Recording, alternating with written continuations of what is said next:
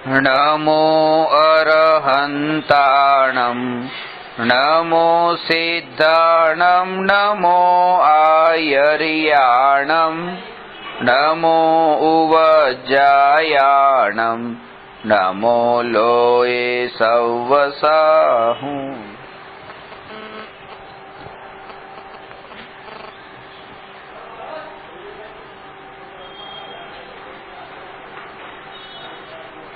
પ્રશ્ન નંબર 318. અંતર્મુહૂર્ત એટલે શું? ભેદ સહિત જણાવો.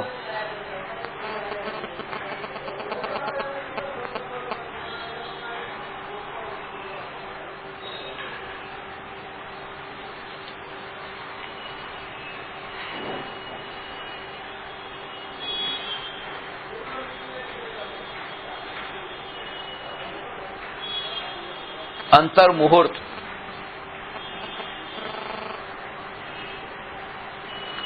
મુહૂર્ત એટલે બે ઘડી.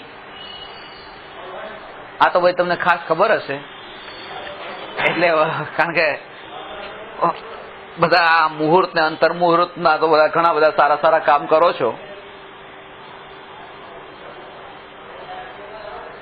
2 દિવસ પહેલા એક વ્યક્તિએ મને પ્રશ્ન પૂછ્યો હતો કે તમે એમ કહો છો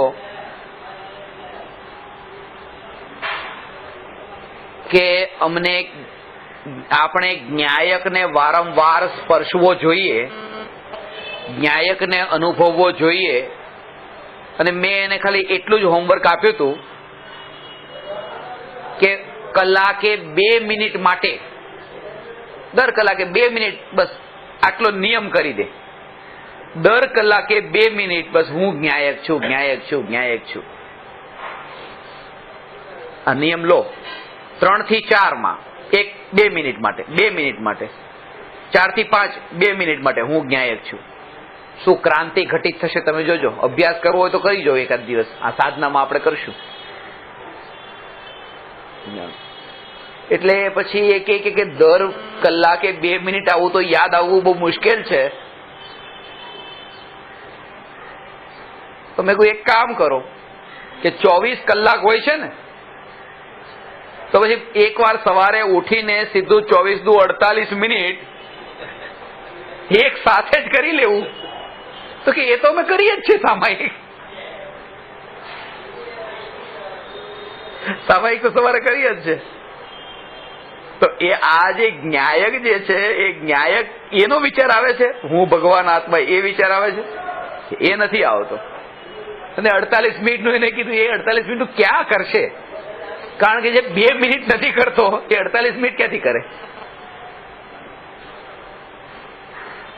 આ જે સામાયિક જે છે એ સામાયિક 48 મિનિટનું એક સામાયિક. એનું કારણ શું છે? કારણ કે સિદ્ધાંત જે છે ને કે સામાયિક અંતર 48 મિનિટના અંદર જ તે પછી એ નિયમથી સામાયિક તૂટે છે. એમ સામાયિક તૂટે છે એટલે કે એ પરિણામ જે છે એ પરિણામ એ શુદ્ધમાંથી શુભમાં આવે. જ્ઞાનીઓને પણ નિરંતર શુદ્ધમાં નથી રહેતા. પરિણામોનો તો એ નિયમ છે કે પાપના પરિણામ હોય કે પુણ્યના પરિણામ હોય કે ધર્મના પરિણામ હોય, આ અજ્ઞાન દશામાં નિયમથી એ એક સરખા નહીં રહે. એટલા માટે એ 48 મિનિટનો કાળ પૂરો થાય ગયા એના પહેલા તે એ પરિણામ એના બદલાઈ જશે. એટલે તમને એમ લાગે ને કે સવારથી સાંજ સુધી આજે તો પુણ્ય પુણ્ય પુણ્યના જ પરિણામ. અત્યારે આપણે અહીંયા 2 કલાક બેઠા છીએ ને 2 કલાક સુધી એક પણ પાપનો ભાવ આવ્યો અહીંયા? ના, નહીં આવ્યો. અને રાત્રે આપણે 8 કલાક ઊંઘીએ અને એટલા ઘસઘસાટ ઊંઘીએ, એમાં કોઈ પુણ્યનો ભાવ આવ્યો નહીં. અધ્યાત્મનો સિદ્ધાંત, આ સિદ્ધાંત બોલું એટલે પછી સિક્કો, આ સિદ્ધાંત છે કે 48 મિનિટની અંદર એ શુભ પરિણામ જે તમને આવતા હતા એ 48 મિનિટ સુધી ન જ ટકે, વચ્ચે અશુભ આવ્યો જ હોય ને હોય, અને અશુભ પણ 48 મિનિટથી વધારે ન ટકે. એટલે ઊંઘમાં પણ એ શુભ પરિણામ આવ્યા હોય ને આવ્યા જ હોય. આ નિયમ છે. કારણ કે 48 મિનિટ સુધી કન્ટિન્યુઅસ કોઈ જીવના, સંસારી જીવ, છદ્મસ્તના પરિણામ એક સરખા ન જ રહે, શુભ પરિણામ થાય. તો નારકીઓને શુભ ભાવ આવતા હશે. આ સિદ્ધાંત કીધો એટલે પછી એમાં બીજું ન ચાલે. બસ સમજ્યા ને? સિદ્ધાંત કીધો એટલે દ્રઢ, પછી એમાં હા આવે.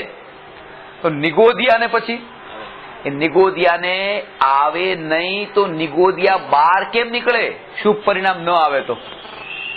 એટલા માટે નિગોદિયા જીવોને પણ આ જ સિદ્ધાંત ઘટિત થાય છે.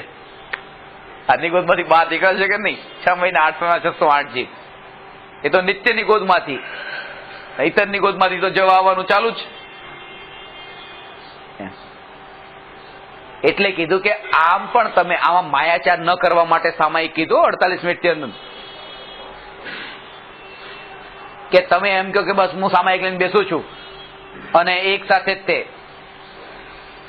4 સામાયિક લઈને બેસી ગયા એક સાથે.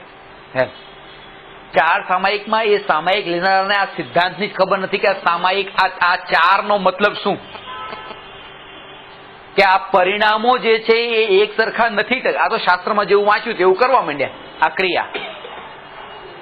પણ પરિણામો હું એમ કહું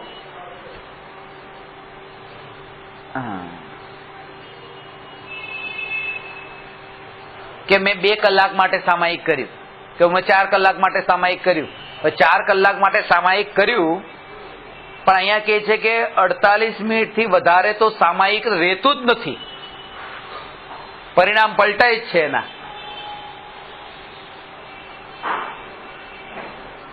એટલા માટે જે મુનિરાજનો નિયમ છે એ જ નિયમ બધા જ છદ્મસ્ત જીવોનો નિયમ છે. મુનિરાજનો નિયમ છે કે દર અંતર મુહૂર્તે પરિણામ પલટાય.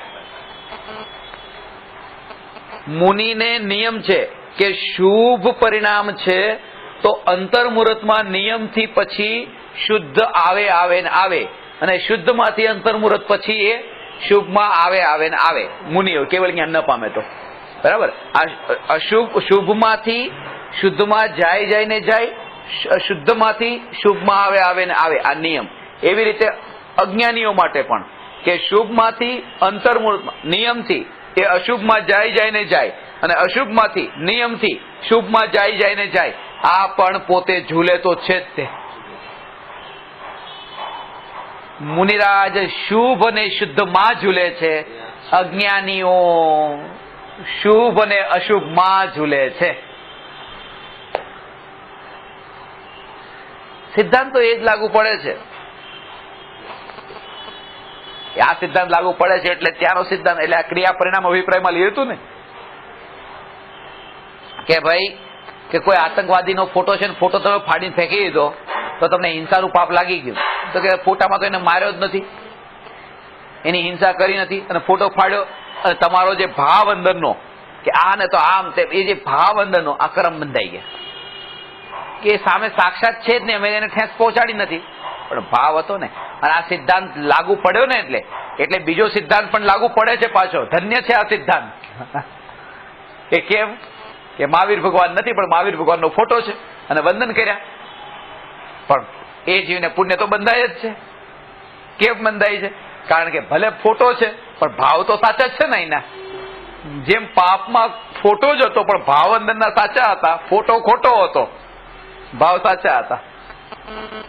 એવી રીતે ત્યાં ભગવાનના ફોટામાં પણ ફોટો તો ખોટો છે, કારણ કે આ ભગવાન નથી અહીંયા, ભગવાન તો સિલસિલા પર છે, પણ અહીંનો ભાવ સાચો હોવાથી એ જીવને પુણ્ય બંધાય છે. આ સિદ્ધાંત બેયમાં લાગુ પડે છે, એ બતાવવું છે. પાપમાં ને પુણ્યમાં એવી રીતે મુનિઓમાં જે સિદ્ધાંત લાગુ પડે છે, એવી રીતે અહીંયા ગ્રહસ્થોમાં, અજ્ઞાનીઓમાં, છદ્મસ્તમાં પણ એ સિદ્ધાંત લાગુ પડે છે. છદ્મસ્ત એટલે શું?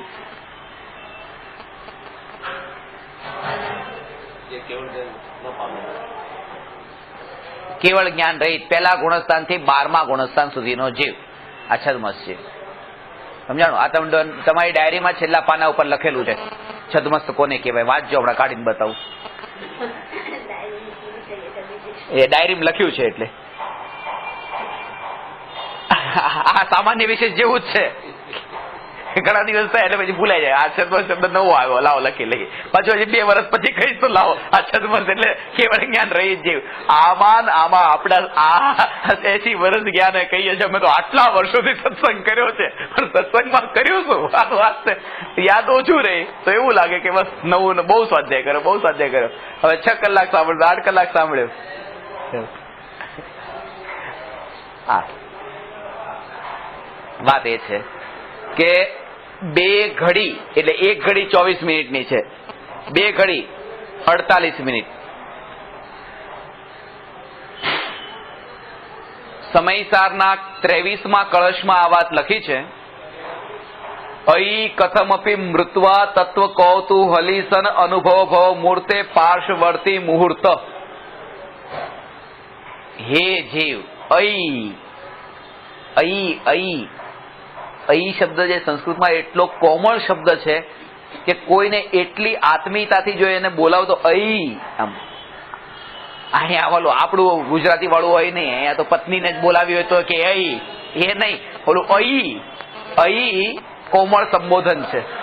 અહી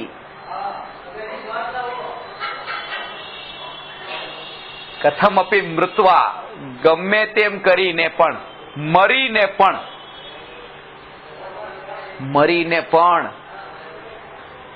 હવે સમજાણો તમને?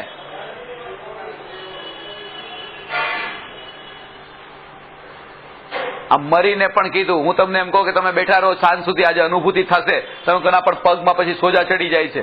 અહીંયા તો કે સોજા ચડે તો તૈયાર નથી, અહીંયા કે મરીને પણ એ તૈયાર થઈ જાય. બીમાર પડીને નહીં, મરીને તૈયાર થઈ જાય. મરીને તૈયાર છીએ પણ બીમાર પડીને નહીં, કારણ કે બીમારીની વેદના વધારે છે ને. મરી જાય તો ઠીક છે, મરી એનો વાંધો નથી, પણ પગ તૂટે પથારીમાં એ તકલીફ છે. એને મરવાની તકલીફ નથી લાગતી, એમ લાગે છે કે મર્યા પછી ત્યાં તો પછી તકલીફ જ નથી. આ છૂટી ગયો વધારે છે, કારણ કે મર્યા પછી જ્યાં જન્મે છે એ વેદનાની વાત કરો ને, એ કેવી છે પછી આનંદ. આ તો આટલા ઉત્તમ યોગ મળ્યા છે, પણ તોય તે 32 દાંતમાં એક દાંત પડી ગયો આપણે, જીભ એના તરફ જાય છે. ખાલી જે પડ્યો હોય ત્યાં જ જીભ જાય, ખાલી ભાગ છે. ઘરમાં બધા જ ખૂણા ભરેલા છે, એક ખૂણો ખાલી હોય ત્યાં નજર જાય છે. અરે જો અહીંયા કઈક મૂક્યું હોય તો સારું, શોપીસ લાવીને. નજર જ એવી છે.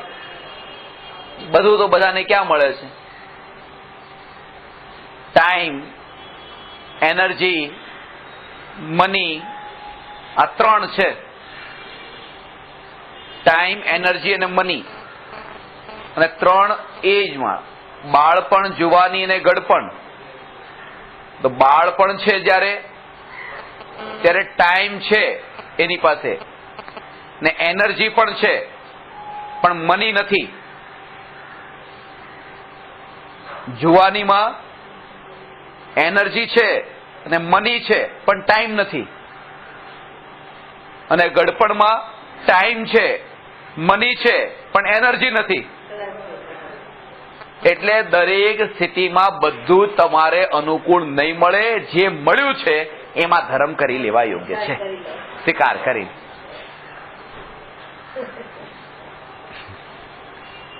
એટલે એમાં કે છે અહી કથમ અપી મૃત્વા તત્વ કૌતુહલી સંતુ. તત્વનો કૌતુહલી બન,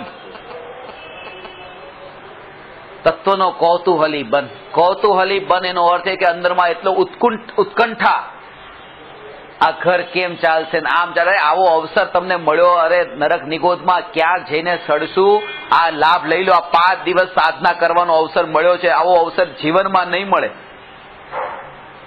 ખરેખર જે લોકોને તો કે આ તમને આખું સવાર સાંજ ને એવી ભૂમિમાં સાધના કરવાનો, ઠીક છે અમારું 5 દિવસ એમ સમજશું દુનિયા માટે મરી ગયા હતા, પણ સાધના કરવી છે એવું બળ કેમ નથી આવતું અંદરથી? આ અંદરથી સંસારનો થાક નથી લાગ્યો.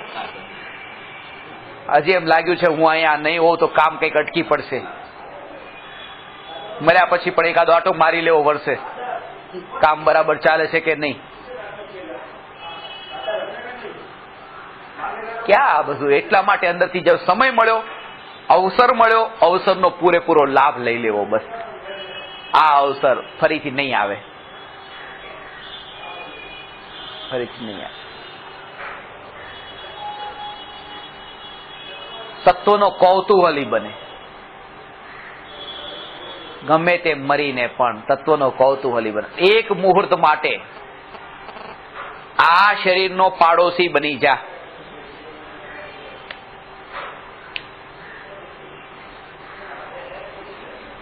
પાર્શ્વવર્તી મુહૂર્ત, મુહૂર્ત એટલે 2 ઘડી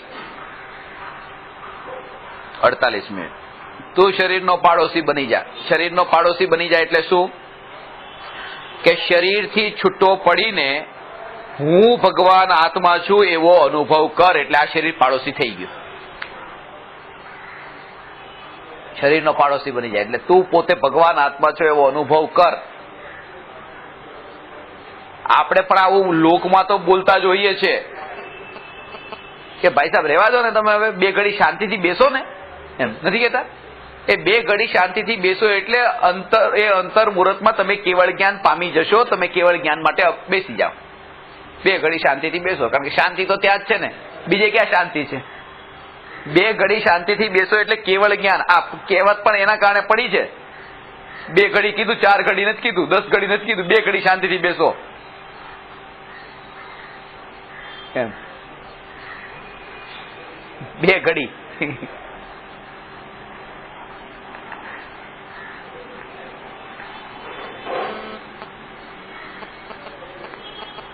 એની પાછળનું કારણ છે કંઈક ને કંઈક.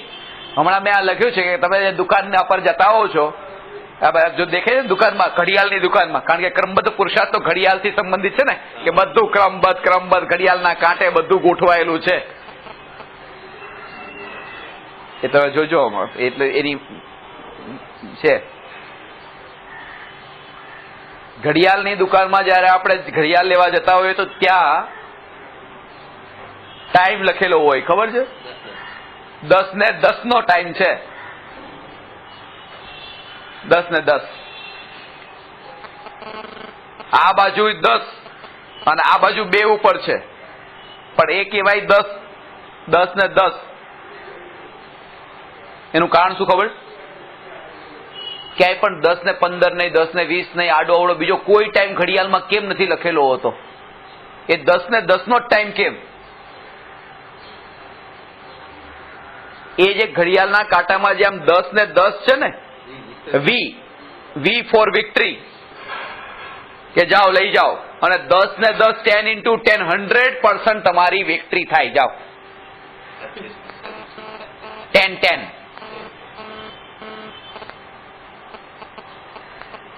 આમાં લખ્યું છે કે આના 10 ને 10 આની પાછળ કાંઈ કારણ છે.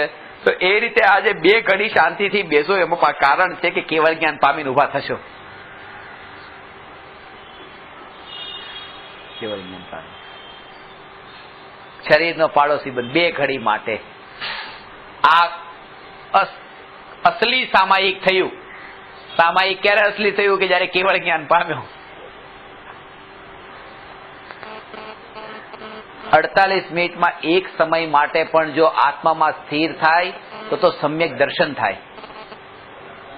અંતર મુહૂર્ત માટે લીન થાય તો કેવળ જ્ઞાન થાય. અંતર મુહૂર્ત એટલે 48 મિનિટ. આ 2 અલગ અલગ શબ્દ છે. મુહૂર્ત ને અંતર મુહૂર્ત. મુહૂર્ત એટલે તો 48 મિનિટ, અંતર મુહૂર્ત એટલે 48 મિનિટની અંદરનું. કાલે કહેતા ને 48 મિનિટનું પૂરું નથી થયું, થોડુંક રહી ગયું. એટલે સાહેબે બહુ સરસ વાત કીધી કે અંતર મુહૂર્ત થઈ ગયું, બરાબર છે. મને રહી ગયું તો રહી ગયું, અંતર મુહૂર્ત થઈ ગયું. અને અંતર મુહૂર્ત જ હોય છે ને, મુહૂર્ત ક્યાં? એટલે મુહૂર્ત અલગ વસ્તુ છે, અંતર મુહૂર્ત અલગ વસ્તુ છે. હવે એક શબ્દ છે આવલી. આવલી શબ્દ સાંભળ્યો છે તમે?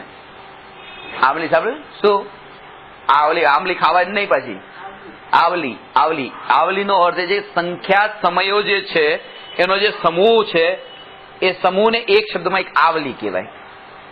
અને એ આવલી જે છે એક સમય એટલો એનો સમયોનો સમૂહ. એ આવલીમાં એક સમય જોડો એટલે એ જે મિનિટમાં એક સેકન્ડ ઉમેરી એમ, એટલે આવલીમાં એક સમય જોડો તો એ કહેવાય અંતર્મુહૂર્ત. કારણ કે 48 મિનિટમાં એક સેકન્ડ ઓછી હોય એને 47 મિનિટ, તો એને અંતર્મુહૂર્ત કહેવાય. કારણ કે 48 થી ઓછું છે અંદરનું. 45 મિનિટ એ અંતર્મુહૂર્ત કહેવાય. અત્યારે 20 મિનિટ થઈ છે તો એ અંતર્મુહૂર્ત કહેવાય. અંતર્મુહૂર્ત તો કહેવાય. આવલીમાં એક સમય જોડીને 48 મિનિટથી એક સમય ઓછો એ બધું અંતર્મુહૂર્ત, એની વચ્ચેનું બધું અંતર્મુહૂર્ત જ કહેવાય. આવલીમાં એક સમય જોડતા જે અંતર્મુહૂર્ત થયું એને કહેવાય જઘન્ય અંતર્મુહૂર્ત, લોએસ્ટ. અને 48 મિનિટમાં એક સમય ઓછો કરતા જે અંતર્મુહૂર્ત થયું એને કહેવાય ઉત્કૃષ્ટ અંતર્મુહૂર્ત, હાઈએસ્ટ. અને એની વચ્ચે જેટલા પણ ભેદ પડે છે સમયના એ બધાને કહેવાય મધ્યમ અંતર્મુહૂર્ત.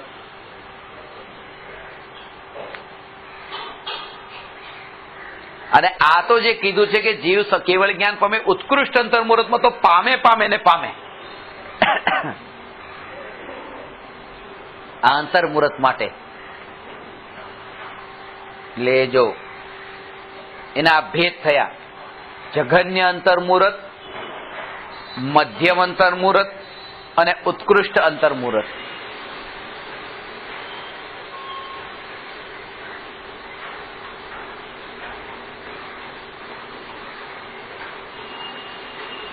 આ વિશ્વની વ્યવસ્થા એટલી અદ્ભુત છે, એટલા માટે હું તમને કહું છું કે ઘડિયાળ લઈને સામાયિક કરવા ન બેસવું. કારણ કે ઘડિયાળની જરૂર જ ક્યાં પડે છે? વગર કઈ કરે 48 મિનિટમાં તો પરિણામ પલટાઈ જ જાય છે. કેટલા રાખો 48 મિનિટ રાખો, આમ રાખો, એ તો સિદ્ધાંત છે. નિગોજિયા જીવને પલટાય છે વગર ઘડિયાળે. આ વાત ઊંચી છે. ભલે આજે આપણે સાધનામાં નથી અમલમાં મૂકી શકતા, પણ સત્ય તો એ જ છે કે ઘડિયાળના કાંટાને દેખીને ધર્મ કરવા બેસે તો ધર્મ થાય જ નહીં.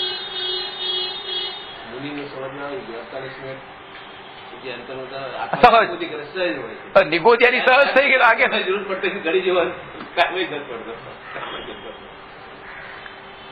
સ્વરૂપનું ચિંતન કરતા કરતા કરતા 12 વાગ્યા, 1 વાગ્યો. જ્ઞાન માત્ર હું, જ્ઞાનમાં કઈ આવતું નથી, મને કઈ મળતું નથી. તમે મને શું આપી દેવાના? તમે મને શું આપી દેવાના એટલે કે મારા જ્ઞાનમાં શું નાખી દેવાના? જ્ઞાનમાં કઈ પ્રવેશતું નથી. જ્ઞાન એ જ્ઞાનમાં કઈ પ્રવેશતું નથી. મારે ક્યાંય જવાનું નથી, મારે ક્યાંય જવું નથી, એટલે જ્ઞાન ક્યાંય જતું નથી. આ ચિંતનમાં એવો અંદર ઊંડે જાય કે રાત 2, 3, 4 વાગ્યા, પોતે તો બસ રૂમમાં બેઠો છે, બારીમાંથી જોવે સવારના સૂર્યોદય થઈ ગયો, દિવસ પણ ઉગી ગયો. આવી રાત કેમ વીતી ગઈ ખબર નથી પડતી. આવું તો કેટલા રાતો સુધી આવું થતું હોય કે એટલું જ ચિંતન ચાલતું હોય કે 12માં ક્યારે રાત પડે છે ને રાત ક્યારે પૂરી થઈ. हो अर्ध निशा का सन्नाटा, वन में वनचारी चरते हो, मानस वाणी और काया से કઈ અંદરમાં પૂજામાં આવે છે, મને પૂરું યાદ નથી, પણ એના અંદર એ વાત બતાવી છે. ભાવ એનો એ છે કે જ્યારે આખું જગત પોતે ઊંઘના સન્નાટામાં બિલકુલ તદ્રુપ તન્મય થયેલું હોય છે, ત્યારે હે મુનિરાજ આપ અંતર્મુહૂર્તે પોતાના અંતરમાં લીન થાઓ છો, આનંદના રસનું પાન કરો છો. દુનિયા પડી છે પોતાની ગાઢ નિદ્રામાં. આ જોઈએ છે ને આપણે, આમ જોઈએ કે અડધી રાત્રે 2 વાગે એરપોર્ટ જવા નીકળવું હોય, જોઈએ આખી દુનિયા આમ નામ સૂતી છે અને આપણે જાગતા હોય કેવું લાગે? આ જો ને આ દુનિયા શું કરે છે. એટલે મુનિના માટે આ છે કે મુનિ અંતરમાં જાય છે, દુનિયા પોતાની મસ્તીમાં વિષયોમાં પડેલી છે.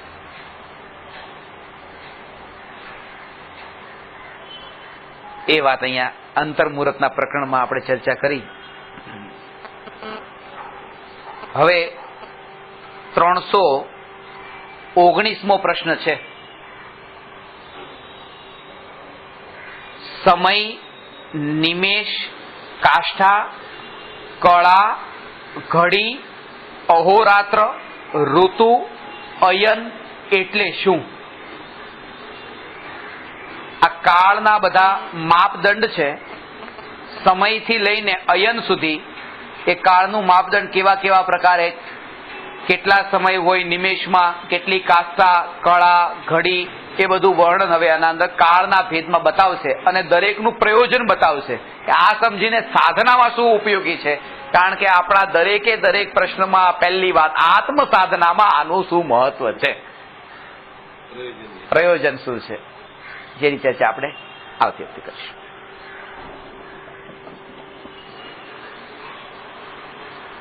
નમો અરહંતાણમ નમો સિદ્ધાણમ નમો આયર્યાણમ નમો ઉવજ્જાયાણમ નમો લોયે સવસાહુ.